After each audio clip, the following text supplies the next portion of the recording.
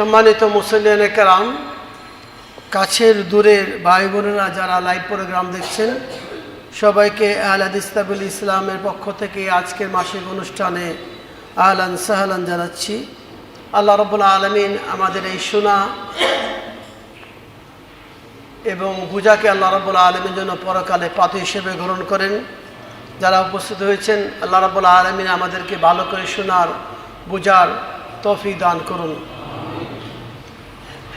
আজকে যুলকাদা মাসের ২৭ তারিখ, আর ২ দিন পরে ইনশাআল্লাহ চাঁদ উদিত হবে জিলহজ মাসের। আরবি মাসের মধ্যে সর্বশেষ মাস হচ্ছে যুলহজ মাস, আর প্রথম হচ্ছে মুহররম মাস। মুহররম মাস দিয়ে শুরু, শেষ হচ্ছে যুলহজ মাস। দুঃখের বিষয় আমরা মুসলমান, কিন্তু কোন মাস শুরু কোন মাস শেষ অনেকে ধরলে আমরা বলতে পারবো না। 12টি মাসের নাম আমরা বিশুদ্ধ করে বলতে পারবো, এরকম খুবই কম পাওয়া যাবে। কিন্তু আমাদের মুসলমান হিসাবে প্রত্যেকই আরবি মাসের নাম জানা একান্ত ফরজ। আল্লাহ রাব্বুল আলামিন আমাদেরকে জানার তৌফিক দান করুন। আজকে আমাদের বিষয় হচ্ছে সামনে যে সম্মানিত মাস যুলহজ মাসের প্রথম দশকের ফজিলত, ঈদুল আজহার বিধিবিধান সম্পর্কে ইনশাআল্লাহ আজকে আমরা আলোচনা করব। আল্লাহ রাব্বুল আলামিন আমাদেরকে আলোচনা করার তৌফিক দান করুন। নবী সাল্লাল্লাহু আলাইহি সাল্লাম 1400 বছর আগে আমাদের জন্য, আমাদের জীবন বিধানকে পরিচালনা করার জন্য তিনি দিক নির্দেশনা দিয়েছেন। আল্লাহ রাব্বুল আলামিন কোরআন মাজিদে আমাদের দিক নির্দেশনা দিয়েছেন। নবী সাল্লাল্লাহু আলাইহি সাল্লাম তার ব্যাখ্যা স্বরূপ হাদিস বর্ণনা করেছেন। এটা উম্মতে মুহাম্মাদের জন্য একটা প্লাস পয়েন্ট, যে আমাদের কোথাও যেতে হবে না, শুধু একটু পরিশ্রম করতে হবে। আর এখন তো আরও সহজ, আপনাকে মাদ্রাসা পড়াশুনো যদি নাও করেন, গুগলে যাবেন, মুখ দিয়ে বলবেন, সঙ্গে সঙ্গে এসে পড়বে। আমি তো মনে করি এটা আমাদের জন্য আল্লাহর পক্ষ থেকে বিশেষ নিয়ামত, শেখার জন্য। যারা শিখতে চান, আগে শেখার জন্য আপনাকে সময় দিতে হতো, জানতে হতো, পড়তে হতো, কিন্তু এখন খুবই সহজ আপনার কাছে দ্বার প্রান্তে। সাহাবারা একটি হাদিস শেখার জন্য অনেক কষ্ট করেছেন, 1 মাস অতিক্রম করেছেন, কিন্তু আমাদের কাছে পুরা বুখারী শরীফ একটা চিপের ভিতরে সীমাবদ্ধ রয়েছে। আলহামদুলিল্লাহ। এই জন্য বর্তমানে ইলম শেখা খুবই সহজ, খুবই গুরুত্বপূর্ণ। তা আলহামদুলিল্লাহ, এই গুগলের মাধ্যমে আমাদের যারা বেশিরভাবে বিধর্মীরা, তারা খুব তাড়াতাড়ি মুসলমান হচ্ছেন। এটা আমাদের জন্য, মুসলমানদের জন্য খুবই সহজ। যার জন্য যদি আমরা দেখি ইউরোপ কান্ট্রিতে গুলোতে, আমেরিকা এবং অন্যান্য বিধর্মী রাষ্ট্রগুলোতে খুব তাড়াতাড়ি মুসলমান হচ্ছে, তারা গবেষণা করতে পারছেন। কোরআন নেই, আর কোরআনে তো অনেক ভাষা অনুবাদ হয়েছে। সৌদি আরবের বাদশাহ তারা অনেক ভাষায় কোরআনকে তর্জমা করে দিয়েছে। এটা অনেক প্লাস পয়েন্ট হয়েছে, অনেক ভাষায়। আল্লাহ রাব্বুল আলামিন তাদেরকে আরও খেদমত করা তৌফিক দান করুন। আর আমাদের মাঝে 2 দিন বাকি আছে জিলহজ মাস শুরুর আগে। আমাদের কিছু দায়িত্ব এবং কর্তব্য রয়েছে, বিশেষভাবে যারা হজ করবেন। এই সম্পর্কে নবী সাল্লাল্লাহু আলাইহি সাল্লামের স্ত্রী উম্মে সালমা রাদিয়াল্লাহু তাআলা আনহা থেকে বর্ণিত, তিনি বলছেন, ক্বালা রাসূলুল্লাহ সাল্লাল্লাহু আলাইহি সাল্লাম, ইযা দাখালা আল-আশরু ওয়া আদা বা'দুকুম আন ইউদাহহা ফালা ইয়ামাসসা মিন শা'রিহি ওয়া বাশারি শাইআন। যখন যুলহজের প্রথম দশক প্রবেশ করবে, অর্থাৎ জিলহজ মাস শুরু হবে, আর তোমাদের কেউ যদি কোরবানি করার ইচ্ছা পোষণ করো, কোরবানি করবে, যে তোমাদের 2টি কাজ জরুরি। একটা হচ্ছে তোমরা জিলহজ মাস শুরু হয়ে গেলে তোমরা কোনো চুল যেগুলো কাটা প্রয়োজন এগুলো কাটবে না, এবং শরীরের কোনো লোম স্পর্শ করবে না। এগুলো আমাদেরকে আজকালের ভিতরে সমাধান করতে হবে।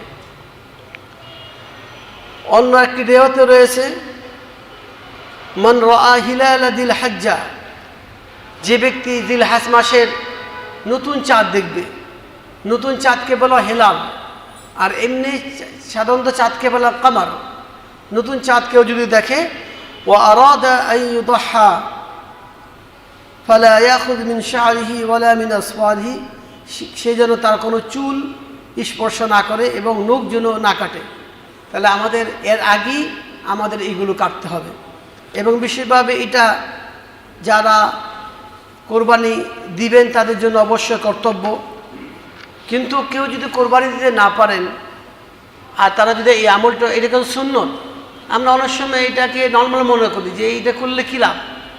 দেখুন নবী সাল্লাল্লাহু আলাইহি সাল্লাম যে কোনো সুন্নতকে কিন্তু আপনি ছোট করে দেখার কোনো অবস্থা নাই।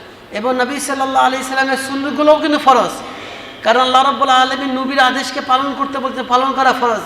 আল্লাহ বলছেন ওমা আতাকুমুর রাসূলু ফাখুযু ওমা নাহাকুম আনহু ফান্তাহু, নবী সাল্লাল্লাহু আলাইহি সাল্লাম তোমাদের যা দিয়েছেন সেটা গ্রহণ করা ফরজ। তা নবীর আদেশ পালন করাও কিন্তু ফরজ, কারণ আল্লাহ রাব্বুল আলামিন কোরআন মাজিদে বলছেন ওমাই ইউতিল্লাহ রাসূলহু, যে আল্লাহ এবং রাসূলের অনুসরণ করবে, আনুগত্য করবে, ইদখিলহু জান্নাতিন তাজরি মিন তাহতিহাল আনহার খালিদিনা ফিহা, আমি তাকে জান্নাতে প্রবেশ করব। ওমাই ইয়াসিল্লাহ রাসূলহু, যে আল্লাহ এবং রাসূলের বিরুদ্ধে আচরণ করবে, আদেশকে পালন করবে না, ওয়া ইয়াতাআদ্দা হুদুদাহু, এবং সীমা লঙ্ঘন করবে, ইদখিলহু নারুন খালিদান ফিহা, এবং তাকে জাহান্নামে প্রবেশ করানো হবে। কাছাকাছি নবীর আদেশকে আমরা অনেক সময় সুন্নত মনে করি, ছোট মনে করি, সুন্নতও কিন্তু ফরজের দাবিদার। তাই আমাদেরকে এই সুন্নতকে গুরুত্ব আরোপ করতে হবে। আর নবী সাল্লাল্লাহু আলাইহি সাল্লাম তার সুন্নত সম্পর্কে বলছেন মান রাগিবা আন সুন্নতি ফালাইসা মিন্নি, যে আমার সুন্নত থেকে দূরে সরে যাবে সে ইসলাম থেকে দূরে সরে যাবে। কাছাকাছি কোনো ছোটোখাটো সুন্নতকে আমরা ছোট মনে করব না, এটা গুরুত্ব আর দেব।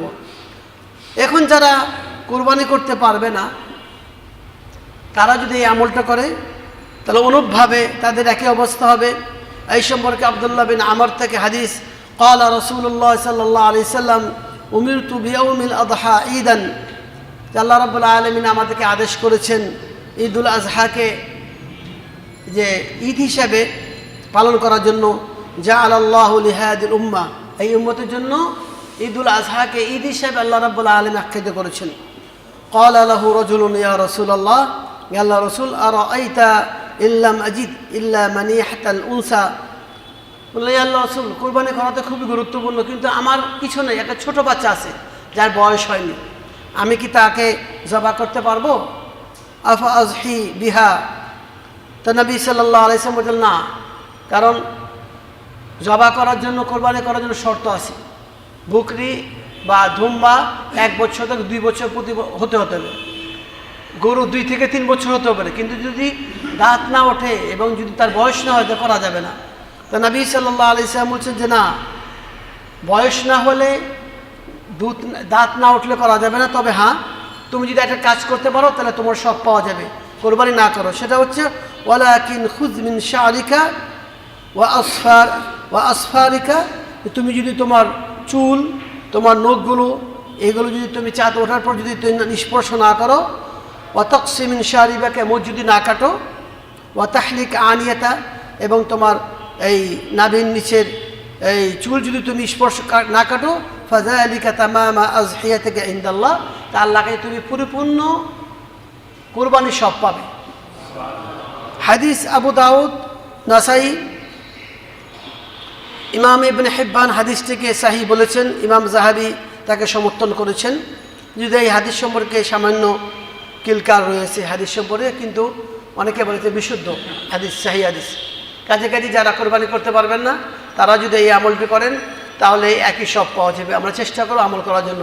এটা শুধু কিন্তু পুরুষদের জন্য না, যারা মা বোন আছেন তাদেরও খেয়াল করবেন, শরীয়তে বিধান শুধু পুরুষদের জন্য না, মহিলাদের জন্য কিন্তু আমাদের মা বোন অনেক সময় তারা এই ওয়াজ শুনতে পায় না বা আলোচনা শুনতে পায় না, এই জন্য তারা কিন্তু অনেকে গাফেল। এই জন্য আপনাদের আমাদের উচিত হবে এই কথাগুলো বাসায় গিয়ে আজকেই বলে দিতে হবে, তাদের চুলগুলো যেন আগে কেটে ফেলে, তারা যেন এই আমলটা করে, তারাও একই সব পাওয়া যাবে। এখন আমরা চলে আসি যুলহজ মাসের চাঁদ ওঠার পর থেকে আমাদের করণীয় কি। এটা খুবই গুরুত্বপূর্ণ। বছরের 360 দিন অথবা 65 দিন, এই দিনের মধ্যে সবচেয়ে গুরুত্বপূর্ণ দিন হচ্ছে এই জিলহজের প্রথম দশক, 1 থেকে 10 পর্যন্ত। সুবহানাল্লাহ, আমরা অনেকে কিন্তু জানি না। এখন এই দিন আমাদের কি করতে হবে? আল্লাহ রাব্বুল আলামিন সূরা ফাজরে এই জিলহজের প্রথম দশকের নাম নিয়ে তিনি শপথ করেছেন। আল্লাহ রাব্বুল আলামিন বলেছেন, ওয়াল ফাজরি ওয়া লায়ালিন আশর, আমি ফজরের কসম করলাম এবং এই জিলহজের প্রথম দশক। আর প্রথম দশক থেকে তাফসীর কারকরা বলছেন, মুফাসসির বলছেন যে ওয়াল লায়ালিন আশর, এই 10 রাত্রি থেকে মূলত হচ্ছে এই জিলহজ মাসের প্রথম দশকের রাতগুলোকে বলা হচ্ছে। তাহলে আল্লাহ রাব্বুল আলামিন যে বিষয়টি নিয়ে শপথ করেন তার খুবই গুরুত্বপূর্ণ। গুরুত্ব বোঝার জন্য আল্লাহ রাব্বুল আলামিন শপথ করেছেন। তাহলে কোরআনের আয়াত থেকে প্রমাণিত হচ্ছে জিলহজের গুরুত্ব। আর নবী সাল্লাল্লাহু আলাইহি সাল্লাম এটাকে আরও স্পষ্ট করে বলেছেন। নবী সাল্লাল্লাহু আলাইহি সাল্লাম বলেছেন, আন ইবনে আব্বাস قال قال رسول الله صلى الله عليه وسلم ما من أيام عمل الصالح فيهن أحب إلى الله من هذه الأيام العشرة। নবী সাল্লাল্লাহু আলাইহি সাল্লাম বলছেন, আল্লাহর কাছে যে যতগুলো দিন আছে তার মধ্যে ভালো কাজ করার জন্য সবচেয়ে উত্তম দিন হচ্ছে আল্লাহর কাছে এই 10টি দিবস। যতগুলো দিন আছে তার মধ্যে সবচেয়ে উত্তম আমলের ক্ষেত্রে হচ্ছে এই জিলহজের 10ম দিন, 10 দিন। তখন সাহাবারা প্রশ্ন করলেন, ক্বালু ইয়া রাসূলুল্লাহ ওয়ালাল জিহাদু ফি সাবিলিল্লাহ, যে ব্যক্তি নিজের জিহাদ করবে, জিহাদ মানে কি? আল্লাহর দ্বীনকে প্রতিষ্ঠা করার জন্য কেউ যদি যুদ্ধ ফিল্ডে কাফেরদের বিরুদ্ধে যদি জিহাদ করে, তার চেয়ে কি বেশি? নবী সাল্লাল্লাহু আলাইহি সাল্লাম বললেন, ওয়ালাল জিহাদু ফি সাবিলিল্লাহ, আল্লাহর পথে কেউ যদি জিহাদ করে তার চেয়ে বেশি।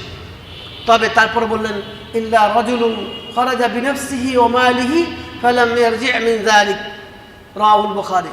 তবে যে ব্যক্তি নিজের জান, মাল নিয়ে, অর্থ নিয়ে জিহাদ করতে গেছে কিন্তু সে জিহাদ করে শহীদ হয়ে গেল, তার চেয়ে নয়। অর্থাৎ জিহাদের শহীদ থেকে কম কেউ যদি গাজী হয়ে যায় তার চেয়ে বেশি হবে। তাহলে এই হাদিস থেকে আমরা বুঝতে পারলাম যে জিহাদের পরেই আর স্থান, আর যতগুলো দিন হচ্ছে তার মধ্যে সবচেয়ে উত্তম দিন হচ্ছে এই দিন সম্পর্কে। তাহলে এই দিন সম্পর্কে নবী সাল্লাল্লাহু আলাইহি সাল্লাম বলছেন যে সবচেয়ে গুরুত্বপূর্ণ দিন। এই সম্পর্কে আব্দুল্লাহ বিন আমর থেকে আরেকটি হাদিস রয়েছে, قال أن النبي صلى الله عليه وسلم, তিনি নবী সাল্লাল্লাহু আলাইহি বর্ণনা করেন, মা মিন আইয়ামিন আ'যাম ইনদাল্লাহ, আল্লাহর নিকটে সবচেয়ে গুরুত্বপূর্ণ দিন এমন কোনো দিন নাই, ওয়ালা আহাব্বু ইলাইহি মিন আমালি, এবং আল্লাহর কাছে এমন কোনো আমলযোগ্য দিন নেই, ফিহিন্না মিন হাদিল আশারা, এই 10 দিনের চেয়ে বেশি। সুবহানাল্লাহ, সবচেয়ে বড় এবং সবচেয়ে গুরুত্বপূর্ণ দিন হচ্ছে এই দিন। তো নবী সাল্লাল্লাহু আলাইহি সাল্লাম বলেছেন, ফাআকসিরু ফিহিন্না, কাছে কাছে তোমরা এই দিনগুলোতে মিনাত তাহলিল ওয়াত তাহমিদ ওয়াত তাকবীর, তোমরা এই দিনগুলোতে লা ইলাহা ইল্লাল্লাহ তাসবিহ পড়ো, তোমরা সুবহানাল্লাহ, তোমরা তাকবীর দাও, ওয়াত তাকবীর আল্লাহু আকবার, ওয়াত তাহমিদ আলহামদুলিল্লাহ এখন জিকির করো। ইমাম আহমদ বিন হাম্বল তার মুসনাদে আহমদ 2য় খণ্ড 132 বলছেন, ইমাম আহমদ বিন শাকির এটাকে সহিহ বর্ণনা করেছেন।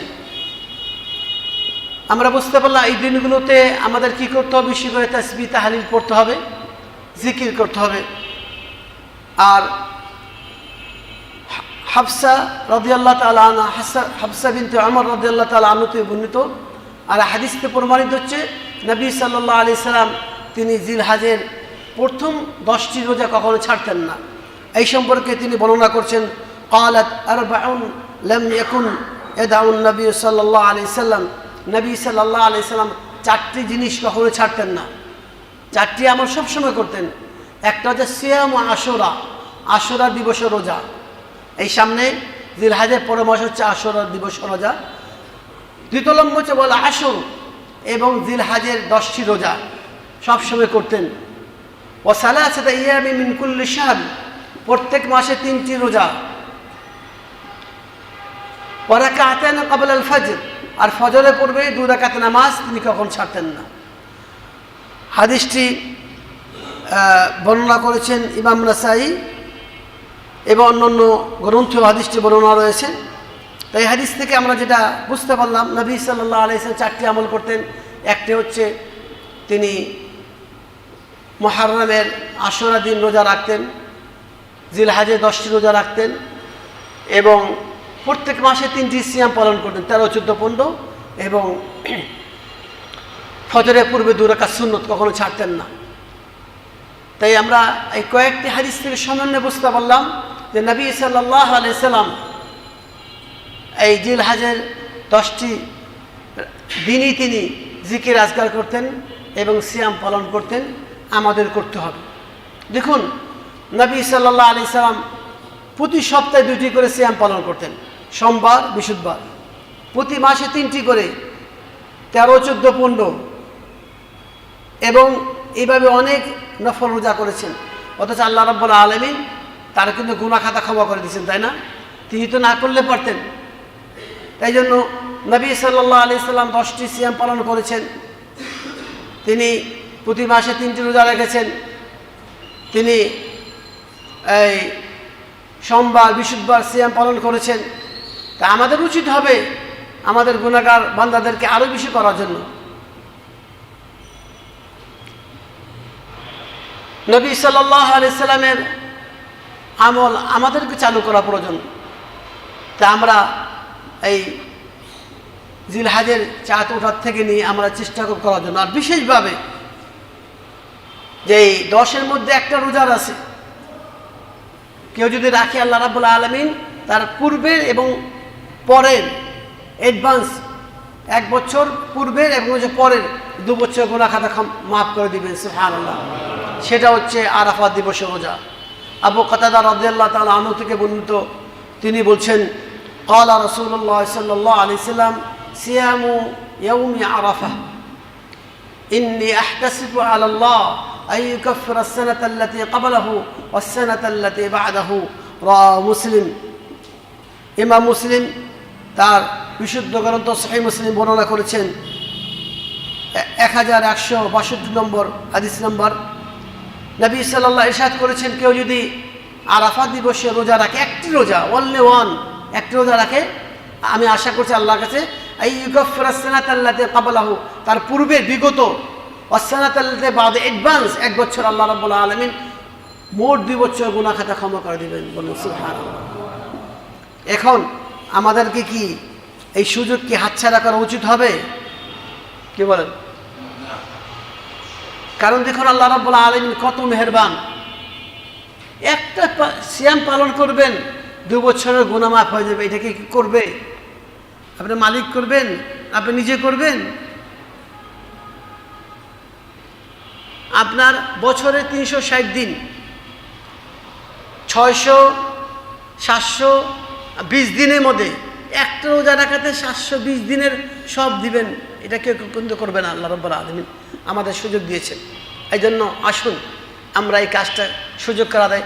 এখন আমরা এই আরাফাত দিবস রোজা রাখবো কোন দিন?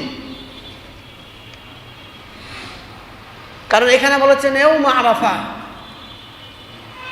বিশুদ্ধ মত হচ্ছে যে সৌদি আরবে যখন আরাফা হয়, সাধারণত আমাদের দেশে 8 তারিখ হলে সৌদি আরবে 9 তারিখ হয়। সেই হিসাবে আরাফা যদিও না সেদিন রাখতে হবে, কিন্তু আমাদের অন্য অন্য ভাইয়েরা, মাসাবি ভাইয়েরা, তারা কিন্তু সেদিন রোজা রাখে না 9 তারিখে। কিন্তু হাদিসে কিন্তু 9 তারিখে কোনো হাদিস নেই। হাদিস আছে আরাফার দিবসে রোজা। কাজে কাজেই আমরা খেয়াল রাখবো যে 8 তারিখই রোজা রাখবো। হ্যাঁ, কেউ যদি 9 তারিখে রাখে আলহামদুলিল্লাহ আরও ভালো। কিন্তু হাদিস যেহেতু আছে ইয়াউমা আরাফা, কারণ 9 তারিখে যদি আমরা রাখি অলরেডি আরাফা কিন্তু চলে যাবে। তাই জন্য আমাদের উচিত হবে যে ওখানে যখন আরাফা হয় সেদিন আমরা এই রোজাটা রাখবো। আল্লাহ রাব্বুল আলামিন আমাদের বরকত দান করবেন। আর জিলহজ মাসের এই বরকত হওয়ার কারণগুলো কি কি? কেন এত কথা বললেন? তারা বোঝা যাচ্ছে কোরআন থেকে বর্ণিত হচ্ছে যে ওয়ালায়ালিন আশার, 10টি রাতের কথা বলেছে। আর নবী সাল্লাল্লাহু আলাইহি ওয়াসাল্লাম বলছেন 10 দিন, তাহলে 10 দিন এবং 10 রাত, তাহলে বোঝা যাচ্ছে লাইলাতুল কদর থেকেও গুরুত্বপূর্ণ বেশি, যে লাইলাতুল কদরে এক রাতের ইবাদত করলে 1000 মাসের চেয়ে বেশি। আমরা যেভাবে লাইলাতুল কদরকে মূল্যায়ন করি অনুরূপভাবে আমাদেরকে এটা মূল্যায়ন করতে হবে। জিলহজ মাসের বরকত হওয়ার আরও কিছু কারণ আছে। তার হচ্ছে এই জন্য যে এই আরাফাত দিবস 9 তারিখে আল্লাহ রাব্বুল আলামিন 10ম হিজরিতে এই 9 তারিখে ইসলামকে পরিপূর্ণ করেছেন। ইসলাম যে কমপ্লিট কোড অফ লাইফ, আল্লাহ রাব্বুল আলামিন এটা ঘোষণা দিয়েছেন। কোরআনে আল্লাহ বলছেন আল-ইয়াওমা আকমালতু লাকুম দীনাকুম ওয়া আতমামতু আলাইকুম নি'মাতি ওয়া রাদিতু লাকুম ইসলাম দীনা। আজকে দিনই অর্থাৎ আরাফাত দিবসে 10ম হিজরিতে আমি ইসলাম কমপ্লিট করলাম। তাই জন্য কেউ কেউ বলছে এই জন্য গুরুত্ব বেশি, কারণ এই জিলহজের 9ম তারিখেই ইসলামকে কমপ্লিট করা হয়েছে এবং আল্লাহ রাব্বুল আলামিন ইসলামের প্রতি সন্তুষ্ট হয়েছেন এবং তার নিয়ামতকে পরিপূর্ণ করেছেন। 2 নম্বর হচ্ছে যে এই মাসে হজ হয়, এই জন্য গুরুত্ব বেশি। আর আরাফাত দিবসটা একটা বিশ্ব দিবস বলা চলে, কারণ আর হজের মধ্যে গুরুত্বপূর্ণ দিন হচ্ছে ইয়াউম আরাফা। নবী সাল্লাল্লাহু আলাইহি ওয়াসাল্লাম বলেছেন আল হজ্জু ইয়াউম আরাফা। আর আরাফাত দিবসে যেদিন মানুষ যা দোয়া করবে আল্লাহ রাব্বুল আলামিন কবুল করেন, এই প্রেক্ষাপটে বলা হচ্ছে যে এই জিলহজের প্রথম দশকের। আর এই জিলহজের প্রথম দশকের মধ্যে 10 তারিখে কোরবানি করা হয়। আর কোরবানিটা হচ্ছে ইসলামের একটা প্রতীক।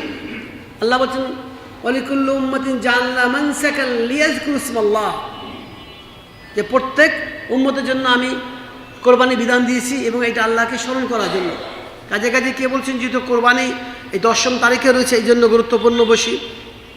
এই 10 তারিখের মধ্যে ঈদুল আজহা হয়, আর ঈদুল আজহাটাও তো ইসলামে একটা প্রতীক। 6 নম্বর হচ্ছে এই দিনগুলোতে তাকবীর দেওয়া হয় এই জন্য। এখন আরেকটা হচ্ছে যে আমরা এই দিনে আমরা বিশেষভাবে আর কি করব, সবচেয়ে গুরুত্বপূর্ণ মধ্যে তাকবীর দিতে হবে। চাঁদ ওঠার পর থেকে তাকবীর দিতে হবে। আল্লাহু আকবার, আল্লাহু আকবার, লা ইলাহা ইল্লাল্লাহ, আল্লাহু আকবার, আল্লাহু আকবার, ওয়ালিল্লাহিল হামদ। এই তাকবীরগুলো আপনি যতবার দিতে পারেন ততই স্বভাবে বেশি। এটা নামাজের সাথে কোনো সম্পর্ক নাই। তবে 9 তারিখের পর থেকে সালাম ফিরে নামাজের সাথে দেওয়ার বিধান রয়েছে। কিন্তু 1 তারিখ থেকে আবু হুরায়রা রাদিয়াল্লাহু তাআলা আনহু, আব্দুল্লাহ ইবনে ওমর তারা তাকবীর দিতেন। কাজে 1 তারিখ থেকে নিয়ে একেবারে 13 তারিখ 13 দিন আপনাকে এই তাকবীর দিতে হবে ঈদুল আজহার মধ্যে। আর ঈদুল ফিতরের মধ্যে মাত্র 1 দিন দিতে হয়। তাহলে এই তাকবীরগুলো আপনার জন্য সাক্ষী হিসেবে বহন করবেন। নবী সাল্লাল্লাহু আলাইহি ওয়াসাল্লাম বলেছেন এই যে তাকবীর আপনি দিবেন, গাছপালা ঈদ আপনার পক্ষে সাক্ষী দিবে। আমরা এই তাকবীরগুলো বেশি দিব। আল্লাহু আকবার, আল্লাহু আকবার, লা ইলাহা ইল্লাল্লাহু, আল্লাহু আকবার, আল্লাহু আকবার, ওয়ালিল্লাহিল হামদ। এই জিলহজের প্রথম দশকে আরও কিছু কাজ আমাদের করা প্রয়োজন। 1 নম্বর হচ্ছে এই 10 দিন নখ চুল কাটা যাবে না, আপনাকে আগে কাটতে হবে। 2 নম্বর হচ্ছে জিলহজের 9ম তারিখে আমাদেরকে রোজা রাখতে হবে। আমরা তো রোজা রাখবো 10টা, 9 তারিখের আরাফাত দিবসটা আমাদের অবশ্যই করতে হবে। 3 নম্বর যে বেশি বেশি করে আমাদের নফল ইবাদত করতে হবে এই 10 দিন, যেভাবে আমরা রমজান মাসে ইবাদত করতাম। আপনি তো রোজা রাখবেনই, আপনি কোরআন তেলাওয়াত করবেন, নফল ইবাদত করবেন। 4 নম্বর হচ্ছে আন্তরিকভাবে তওবা করতে হবে, কারণ তওবা না করলে কিন্তু আমল কবুল হবে না। যত বেশি তওবা কবুল হবে আল্লাহ রাব্বুল আলামিন আপনার গুনাহ খাতা ক্ষমা করে দেবেন। আস্তাগফিরুল্লাহাল্লাযী লা ইলাহা ইল্লা হুয়াল হাইয়ুল কাইয়্যুম ওয়া আতুবু ইলাইহি। এই যে এই তওবাগুলো করেন, নবী সাল্লাল্লাহু আলাইহি ওয়াসাল্লাম 3 বার এই দোয়া পড়ে, তাহলে যুদ্ধক্ষেত্রে ফিরে আসলেও যে গুনাহ আল্লাহ রাব্বুল আলামিন তাকে ক্ষমা করে দেবেন। 5 নম্বর হচ্ছে বেশি বেশি করে আল্লাহ জিকির করা, কারণ আল্লাহ রাব্বুল আলামিন কোরআন মাজিদে বলছেন ওয়ায়াজকুরু ইসমাল্লাহি ফি আইয়ামিন মা'লুমাতিন, তোমরা নির্দিষ্ট দিনগুলোকে জিকির করো। আর আব্দুল্লাহ ইবনে আব্বাস রাদিয়াল্লাহু তাআলা আনহু বলছেন এই নির্দিষ্ট দিন বলতে জিলহজের প্রথম দশকে আল্লাহ রাব্বুল আলামিন জিকির করতে বলতে, তাসবিহ বলতে বলছেন, আপনি জিকির করতে বলছেন। আমরা এই দিন এই তাকবীর দিব, আল্লাহু আকবার, লা ইলাহা ইল্লাল্লাহ, আল্লাহু আকবার, আলহামদুলিল্লাহ, এই তাকবীর দিব। আর আল্লাহর কাছে সবচেয়ে প্রিয় হচ্ছে চারটি কথা। আহাব্বুল কালাম ইলাল্লাহ আরবাউন, আল্লাহর কাছে সবচেয়ে প্রিয়, সবচেয়ে বড় চারটি কথা। একটা হচ্ছে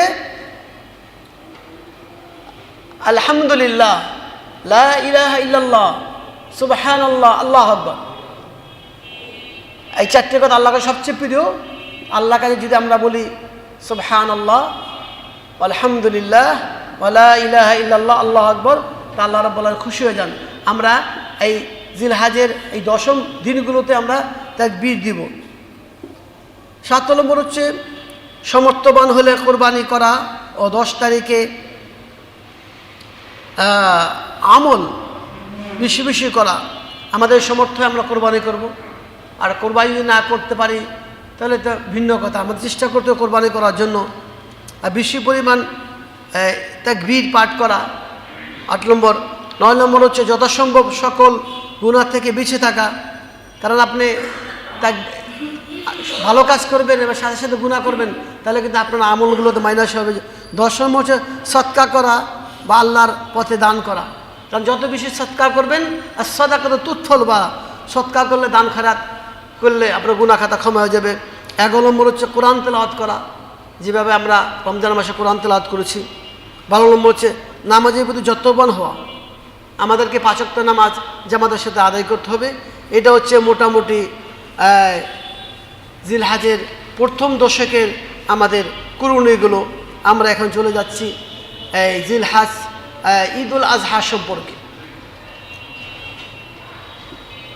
যদি আমাদের 29 যদি চাঁদ উঠে বুধবারে, তাহলে সেই হিসাবে আপনার 7 তারিখে শনিবার ঈদ হবে ইনশাআল্লাহ। তো ঈদের জন্য ঈদুল আজহা হচ্ছে মুসলমানের দ্বিতীয় বৃহত্তম ঈদ। নবী সাল্লাল্লাহু আলাইহি সাল্লাম যখন মক্কা থেকে মদিনাতে আসলেন, এসে দেখলেন তারা মেহেরজান এবং নওরাজ নামে 2টি উৎসব পালন করছেন। তো নবী সাল্লাল্লাহু আলাইহি সাল্লাম বলছেন, তোমরা এই দিনে কী উৎসব পালন করছো? বললো যে এটা আমরা জাহেলিয়াতের যুগে এই উৎসব পালন করতাম, কিন্তু সেখানে শিরক বিদআত ছিল। তো নবী সাল্লাল্লাহু আলাইহি সাল্লাম বলছেন, আল্লাহ রাব্বুল আলামিন তোমাদেরকে এই 2 দিনের পরিবর্তে উত্তম দিন দিলেন, ঈদুল আযহা, ঈদুল ফিতর এবং ঈদুল আযহা। তখন মুসলমানদের জন্য 2টি উৎসব, একটা হচ্ছে ঈদুল ফিতর, একটা হচ্ছে ঈদুল আযহা। কিন্তু আমরা সাথে সাথে এর সাথে আর একটা ঈদ উদযাপন করেছি, সেটা হচ্ছে কি ঈদে মিলাদুন নবী। দেখবেন আপনি বিভিন্ন জায়গায় দেখবেন লেখা আছে সকল ঈদের সেরা ঈদ ঈদে মিলাদুন নবী। বলেন নাউজুবিল্লাহ মিন যালিক। ঈদে মিলাদুন নবী, নবী সাল্লাল্লাহু আলাইহি সাল্লাম জন্ম দিনের আনন্দ। নবী সাল্লাল্লাহু আলাইহি সাল্লাম কখনো বলেছেন এটা বরঞ্চ বেদাত, কেউ যদি পালন করে আরো গুনাহ হবে। নবী সাল্লাল্লাহু আলাইহি ইসলাম দিয়েছেন 2টি, আমরা করি 3টি, এটা সীমা লঙ্ঘন হয়ে যাবে। তো ঈদুল আজহা হচ্ছে মুসলমানের দ্বিতীয় ঈদ, এবং এটা সাধারণত ঈদুল আজহার 10ম তারিখে হয়ে থাকে। ঈদুল আজহার 10ম তারিখে হয়ে থাকে। তবে যারা হজ করতে যাবে তাদের জন্য এটা রুখসত রয়েছে, তারা হজের বিধান পালন করবেন। 10 তারিখে তারা জামরাতে যে জামরা মারবেন, তাদের জন্য এটা না। কিন্তু হাজী সাহেব বৃত্তি রেখে সবার জন্য ঈদুল আজহার সালাত আদায় করবেন। ঈদুল আজহা হচ্ছে ঈদুল ফিতরের মতন, যে নামাজে কোনো আজান নাই এবং একামত নাই। আজান এবং একামতবিহীন 2 রাকাত সালাত আদায় করতে হবে। নবী সাল্লাল্লাহু আলাইহি সাল্লাম জীবদ্দশায় তিনি মাঠে গিয়ে সালাত আদায় করেছেন। অথচ দেখা যায় আমাদের আশেপাশে মাঠ আছে, কিন্তু আমরা সবাই মসজিদে পড়ি। বৃষ্টি ছাড়া, কোনো ওজোর ছাড়া মসজিদে নামাজ পড়া নিষেধ। কিন্তু আমাদের মাযহাবী ভাইদের দেখি তারা মসজিদগুলোতে সালাত আদায় করছে। আর নিয়ম হচ্ছে প্রথমত আপনাকে সালাত আদায় করতে হবে, তারপর খুতবা দিতে হবে। কিন্তু আমাদের মসজিদগুলো দেখি নামাজের আগে বক্তব্য শুরু করে দেয়, এটা কিন্তু নিষেধ, এটা বেদাত হয়ে যাবে। নামাজের আগে আপনি কোনো কথা বলতে পারবেন না, শুধু তাকবীর দিতে পারবেন। কিন্তু আমাদের দেখি নামাজের আগে দেখবেন, খেয়াল করে দেখবেন নামাজের আগে কিন্তু খুতবা শুরু, এটা কিন্তু বেদাত হয়ে যাবে। আর কুল্লু বিদআতিন দালালা ওয়া কুল্লু দালালাতিন ফিন নার। কাছাকাছি নিয়ম হচ্ছে ওখানে ঈদগাহ গিয়ে কোনো সুন্নত নাই। যদি মসজিদে নামাজ হয় বৃষ্টিজনিত, তখন আপনার তাহিয়াতুল মসজিদ হিসেবে দুরাত পড়তে পারেন।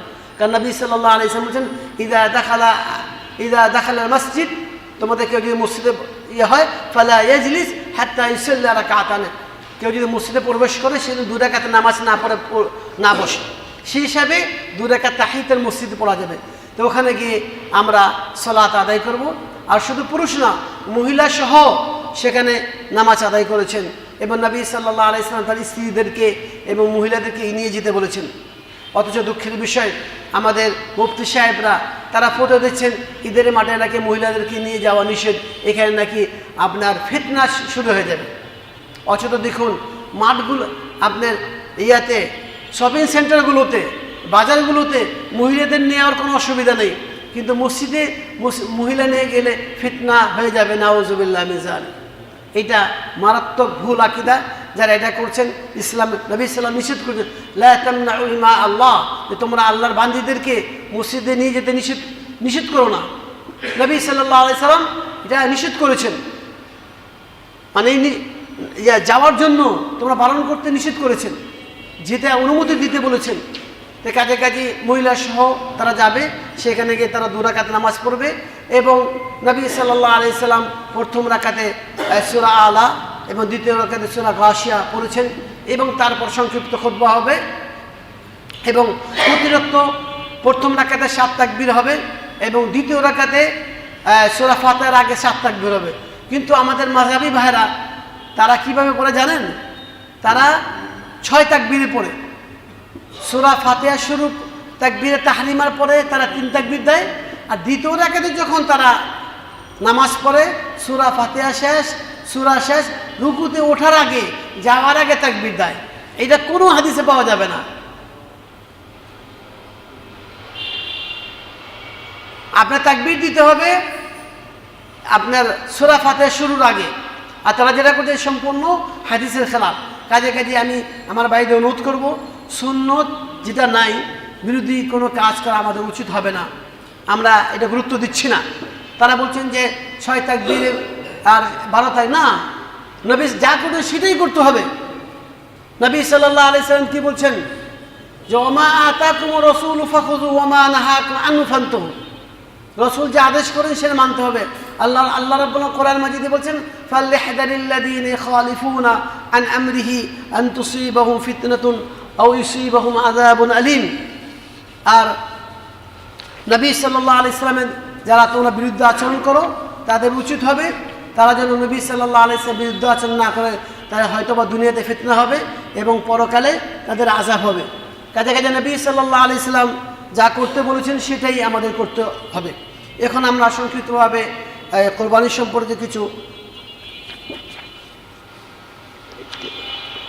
সম্পর্কে কিছু আলোচনা করব। যেহেতু ঈদুল আজহা মানে কোরবানি, আর আজহা মানে কোরবানি করা। ঈদুল আজহা মানে কোরবানি একই, আমরা কোরবানি ঈদ বলি, আর আরবিতে বলে আজহা, ঈদুল আজহা। আজহা মানে জবা করা, যেহেতু জবা করা হয় এই জন্য কী বলা হয়? কোরবানি বলা হয়। তা কোরবানির বিপরীত, কোরবানির আরেকটি নাম হচ্ছে আজহা। যাদের সমর্থ রয়েছে, নবী সাল্লাল্লাহু আলাইহি ওয়াসাল্লাম বলেছেন, মান ওয়াজাদা সাআতান, যে ব্যক্তি সমর্থ রয়েছে আর কেউ যদি কোরবানি না করে, সেই জন্য আমার ঈদগাতে না আসে। কাজে আমাদের চেষ্টা করতে হবে, যাদের আমাদের সমর্থ রয়েছে আমরা চেষ্টা করব যে আমরা যেন কোরবানিতে অংশগ্রহণ করি। কারণ কোরবানি হচ্ছে একটা ইবাদত। মান ওয়াজাদা সাআতান ওয়া লাম ইদাহি ফালাম ইয়াকরিবান্না মুসাল্লানা। তা আমাদের যারা সমর্থ রয়েছে আমরা চেষ্টা করতে হবে কোরবানি করার জন্য।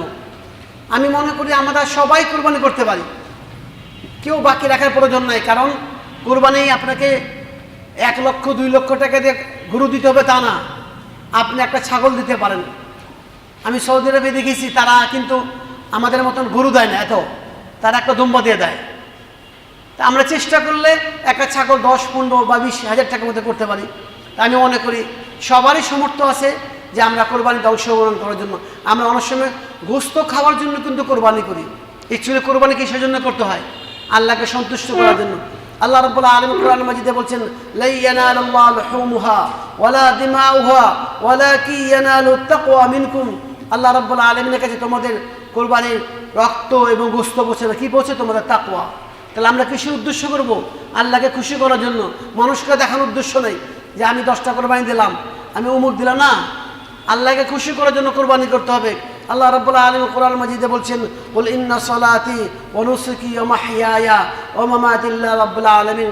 আপনি বলে দেন, আমার জীবন, আমার মরণ, আমার কোরবানি, মশলা সব আল্লাহর জন্য। তাই জন্য কোরবানি করতে হবে আল্লাহকে খুশি করার জন্য। এবং কোরবানি বিশেষভাবে আমরা যখন কোরবানি হাট থেকে ক্রয় করতে যাব, আমাদের দিনের বেলা কোরবানি ক্রয় করতে হবে। আমরা অনেক সময় রাত্রেবেলা যাই, অনেক সময় দেখা যায় না যে ভালো মন্দ। অনেক সময় দেখবেন যারা পাইকারি তারা করে কি গর্দনের মধ্যে আপনার মালা পরা থাকে, অনেক সময় কিন্তু ঘা থাকে। তাই জন্য নিয়ম হচ্ছে আপনার সুষ্ঠু, একেবারে সুন্দর, হৃষ্টপুষ্ট, একেবারে রোগমুক্ত সেরকম করতে হবে। আর নবী সাল্লাল্লাহু আলাইহি ওয়াসাল্লাম বলছেন, যে সমস্ত কোরবানি রুগ্ন, একেবারে খিটখিটে, লেজ কাটা, কান কাটা, কোনো খুঁত থাকে, চোখ কাটা, অন্ধ, এগুলো কিন্তু কোরবানি দেওয়া যাবে না। আর যারা বাচ্চা আছে সেটাও দেওয়া যাবে না। তাই জন্য যারা কোরবানি দিবেন তারা দিনের বেলা যাওয়া উচিত, ওখানে দিয়ে দিনের আলোতে কোরবানি ভালো করে নিয়ে আসবেন। কোরবানি আপনার আর নামাজ পড়ার পর দিতে হবে। কেউ যদি নামাজের আগে কোরবানি দিয়ে দেয় তাহলে তার কোরবানি হবে না, বরঞ্চ এটা সৎকার হয়ে যাবে। আবার অনেকে যারা সৌদি আরবকে ফলো করেন তারা কিন্তু একদিন আগে দিয়ে দেন, এটা কিন্তু সম্পূর্ণ হাদিসের খেলাফ। তাহলে কিন্তু আপনার কোরবানি কিন্তু হচ্ছে না। কিন্তু নবী সাল্লাল্লাহু আলাইহি ওয়াসাল্লাম বলছেন, তোমরা চাঁদ দেখে রোজা রাখো, চাঁদ শেষ করো, ঠিক আছে? ঠিক সেই হিসাবে আপনারা সেই চাঁদ ওঠার পর কোরবানি করতে হবে। এবং ঈদুল আজহা সালাত আদায় করার পর, কেউ যদি ঈদুল আজহা নামাজের আগেই কেউ যদি কোরবানি করে ফেলে তাহলে কিন্তু তার কোরবানি হবে না, এটা সাধারণত সৎকা হয়ে যাবে। আর কোরবানি করার জন্য অনেক সময় দেখা যাচ্ছে যে আমরা বাহিরের থেকে ইমাম বা মুয়াজ্জিন কিনে যায়, কোনো প্রয়োজন হবে না। আপনাদের কাছে একটা সিট দেওয়া আছে না? এই সিটের মধ্যে দেখেন যে পশু জবাইকালীন দোয়া দেওয়া আছে, সবাই পেয়েছেন? কাগজটা বের করেন। এখানে দেখেন শেষের মধ্যে দেওয়া আছে পশু জবাইকালীন দোয়া, বিসমিল্লাহি আল্লাহু আকবার। যে কোনো যদি কিছু জবা করেন এইটা এনাফ, কিন্তু কোরবানির জন্য আরো অ্যাড করা হচ্ছে আল্লাহুম্মা তাকাব্বাল মিন্নি ওয়া মিন আহলি বাইতি। এর অর্থ হচ্ছে যে ইয়া আল্লাহ, আমার পক্ষ থেকে, আমার পরিবার পক্ষ থেকে আপনি কবুল করুন। বলতে পারবেন না?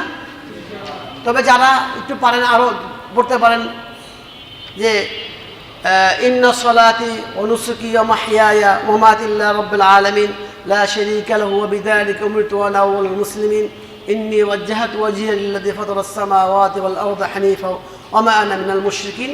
এই পড়তে পারেন। আর কেউ যদি না পারেন কমপক্ষে বিসমিল্লাহ আল্লাহু আকবার আল্লাহুম্মা তাকাব্বাল মিন্নি ওয়া মিন আহলি বাইতি এটা পড়বেন।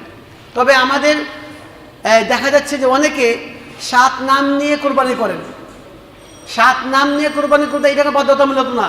কেউ যদি শরীকে জয়েন হন, খেয়াল রাখবেন, কেউ যদি জয়েন্টে কোরবানি দেন তখন 7 জন মিলে করতে পারেন, 7 জন মিলে কোরবানি করতে পারেন।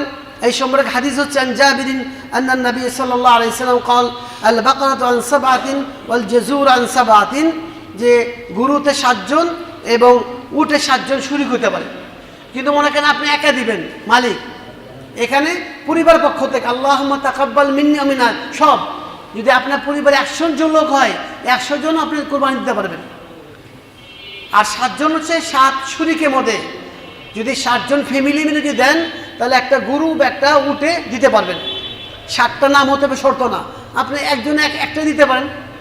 আল্লাহর পক্ষ থেকে দিবেন, আল্লাহর উদ্দেশ্যে, কিন্তু কার পক্ষ থেকে এটা মনে মনে নাম বললে হবে। আপনাকে একেবারে নাম 7 জন পড়তে হবে এ কোনো বিধান নাই।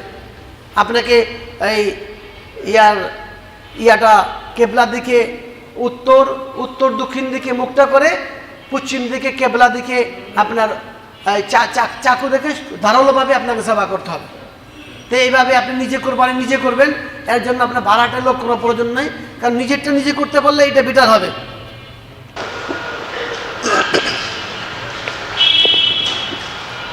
আসসালামু আলাইকুম ওয়া রাহমাতুল্লাহি ওয়া বারাকাতুহু। ইন্নাল হামদালিল্লাহ ওয়াস সালাতু ওয়াস সালামু আলা রাসূলিল্লাহ, আম্মা বা'দ। আলহামদুলিল্লাহ, আল্লাহ রাব্বুল আলামিনের অসংখ্য অগণিত শুকরিয়া যে মহান আল্লাহ সুবহানাহু ওয়া তাআলা আমাদেরকে ইশার নামাজের পরে, আজকে ইশার নামাজের পর থেকে এ পর্যন্ত প্রায় 101 ঘন্টা বা 1.5 ঘন্টা পর্যন্ত আহলে হাদিস তাবলীগ ইসলাম বাংলাদেশের উদ্যোগে যুলহিজ্জা মাসের 10 দিনের করণীয়, বর্জনীয় এবং ঈদুল আজহা সম্পর্কে গুরুত্বপূর্ণ আলোচনা পেশ করা হলো। এই আলোচনার মধ্যে আমরা যে কথাগুলি শুনলাম, গুরুত্বপূর্ণ কথা, যুলহিজ্জা মাসের 10 দিনের আমল, করণীয়, বিশেষ করে আরাফার দিন সিয়াম পালন করা এবং ঈদুল আজহার দিন কোরবানি করা। এই যে আমলগুলি, এই সমস্ত আমলগুলি আমাদের জন্য কিয়ামতের দিনে যেন নাজাতের ওসিলা হয়ে যায়, আমরা বলি আমিন। এবং বিশেষ করে আমরা স্মরণ করব আহলে হাদিস তাবলীগ ইসলাম বাংলাদেশের সূচনা লগ্ন থেকে যারা এই অনুষ্ঠান, এই দ্বীনের দাওয়াতের তাবলীগের কাজ আঞ্জাম দেওয়ার জন্য যারা নিজেদের শ্রম ত্যাগ, নিজেদের জান মাল কোরবান করে যারা এই কাজে নিয়োজিত হয়ে দুনিয়ার থেকে বিদায় গ্রহণ করেছেন, আহলে হাদিস তাবলীগ ইসলামের সূচনাতে যারা ছিলেন, শেখ আহমদুল্লাহ রহমানী, শেখ মুনতাসির আহমদ রহমানী, আরও বড় বড় আলিম উলামারা ছিলেন। আল্লাহ রাব্বুল আলামিন তাদের জীবনের সমস্ত গুনাহগুলিকে ক্ষমা করে জান্নাতুল ফিরদাউসের ব্যবস্থা করে দেন, আমিন। বর্তমানে আমাদের মধ্যেও যারা উপস্থিত হয়ে আমাদের উলামা ইকরামরা, আমাদের আসাতায়ে ইকরামরা, আমাদের উস্তাদরা, শায়েখরা আমাদেরকে যেভাবে আমরা এই দাওয়াত এবং তাবলীগের কাজ আঞ্জাম দিচ্ছি আহলে হাদিস তাবলীগ ইসলামের মাধ্যমে, আমাদেরকেও যেন আল্লাহ রাব্বুল আলামিন এই কাজে নিয়োজিত থেকে শেষ পর্যন্ত আমরা দাওয়াতের কাজ করে যেতে পারি। এই জন্য আল্লাহ রাব্বুল আলামিন যেন আমাদেরকে সুস্বাস্থ্য, ঈমান, আমল সব দিক দিয়ে যেন তারাক্কি করেন এবং বরকত দান করেন, আমিন। সম্মানিত মুসলিম ইকরাম, এরকম অনুষ্ঠান প্রতি মাসে হয়ে থাকে, আপনারা জানেন। আজকে যেরকম আজকে হয়েছে, আগামী মাসেও এরকম হবে ইনশাআল্লাহ। প্রতি মাসেই আহলে হাদিস তাবলীগ ইসলামের উদ্যোগে মাসিক প্রোগ্রাম হয়ে থাকে বিভিন্ন উলামা ইকরামের দ্বারা। আপনি অবশ্যই এই দাওয়াত এবং তাবলীগের কাজে অংশগ্রহণ করবেন, শুধুমাত্র লিওয়াজহিল্লাহ, আল্লাহকে সন্তুষ্টি করার জন্য, দ্বীনের কথা শোনার জন্য, দ্বীন ধর্ম ইসলামকে বোঝার জন্য এবং শোনার জন্য এবং সেটাকে জীবনে বাস্তবায়িত করার জন্য আল্লাহ রাব্বুল আলামিনের কাছে আমরা দোয়া চাই। আল্লাহ রাব্বুল আলামিন যেন আমাদের এগুলো কবুল করে নেন, আমিন। সম্মানিত মুসলিম, আপনাদেরকে আবারও ধন্যবাদ জানাচ্ছি। বিশেষ করে আমাদের বর্তমানে আমাদের উস্তাদ এখনও রয়েছেন শেখ আব্দুল মালিক উস্তাজি এবং আহলে হাদিস তাবলীগ ইসলামের